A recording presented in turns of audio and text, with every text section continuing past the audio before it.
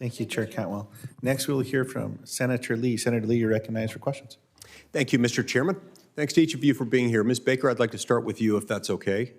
In your testimony, you described the FCC NTIA coordinating process, the spectrum coordination that goes on there. And you noted that in the last few years, we've seen something of a repeat pattern, a cycle, if you will. Specifically, you've seen that after ample review and a number of measures have been taken to make sure that all parties have been heard and all considerations have been evaluated, a last-minute objection from a federal agency, usually claiming either some pressing need for public safety or, in many cases, national security interests, often unarticulated national security interests, needs to come in and needs to halt the licenses, thus undoing many years of cooperative agency action and preparation.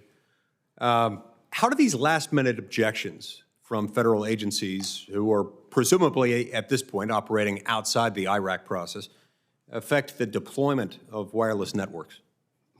Well, I think in the most recent case with the FAA, I think we've seen that it delayed 5G. So far, it's delayed the spectrum from coming into fruition, six plus months. So I think it does delay I think going forward is an interesting case too, because as we look what the next targets are, they're all mid-band, so they're all going to be government. Right. They're all going to be government spectrum with government agencies. So we really need to figure out how to empower NTIA to be the final arbiter, or the FCC to be the final arbiter of these decisions, and stop the process from getting broken at the very end. Yeah, no, I think that's right. And we desperately need to fix this broken process. Now, I'm thrilled, of course, that at the reports that the FCC and the NTIA have updated their memorandum of understanding. I think that's great. This was a long time in coming, but I'm glad that we've made that progress. But I remain concerned that these very large, powerful agencies are abusing the process. Perhaps in some instances, perhaps even withholding relevant, necessary information from public view, or from the FCC and the NTIA with these very important tasks. And would you agree with it that all these agencies, including the really big and powerful ones, really need to cooperate and be transparent both with the FCC and with the NTIA? Absolutely. When I was at the when I was at NTIA, the IRAC process worked. We need to get it back to a place where that works. Now, there may be some who might be tempted to conclude, well, now that the MOU has been updated, there's no need for Congress to act here. What would be the risks of doing that? What would be the risks of us not doing anything as a Congress and just resting on the fact that, oh, there's an updated MOU? Well, clearly your opinion is important, and I think if you express your opinion that FCC and the NTIA are the final arbiters in these disputes, that would go a long way. Yeah. And the stakes are huge. I mean, and you've alluded to this, and you noted in your testimony, and you noted just a moment ago, that the United States is trailing our competitors in the clearing process, especially for mid-band spectrum. And our spectrum pipeline is nearly depleted.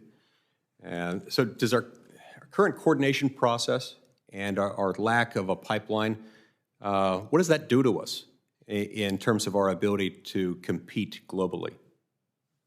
Well, the rest of the world is moving forward, so we need to have a pipeline. And I would say that the last dispute with the FAA on the C-band took attention away from those who were really necessary to put their muscle and elbow to the table to get those government agencies coordinated to agree on the bands. So we've lost 6 to 9 months in building out that pipeline and in getting closer to having spectrum that we're going to auction next. So it does hurt us. It hurts us globally, but we can still fix it. We can still move forward. I'm hopeful that, we've made a lot of progress in identifying which bands we think are the most viable for the next pipeline. That's the lower 3 gigahertz. It's in the Spectrum Innovation Band. It's 4 gigahertz and it's 7 gigahertz. It's not going to be easy, but we've made a lot of progress. And with your help, with the administration's help, and with some White House help, I think we can get there. Thank you. I appreciate that. My time's about to run out, but I want to make clear, I want to make sure that Congress does not let FCC's auction authority lapse. And that's something that I hope and expect will become coming before the Senate, and I hope and expect this committee will have some involvement in that. And I know you do too. If Congress fails to address a lot of these spectrum policy issues that I've highlighted, I worry that that would weaken the U.S. in the long run. And so would you agree with me that in addition to needing this reauthorization, we also need some pro-growth spectrum policies to be adopted moving forward? We need to adopt these specific pipeline bans with the auction authority so that we make sure they get done. They're not going to be easy to done. To get done, we're going to need help, and mandating it from Congress, make sure that they actually get done. And that will, without a spectrum pipeline, the rest of the world moves forward, the innovation goes elsewhere, our global leadership is lost. Thank you very much.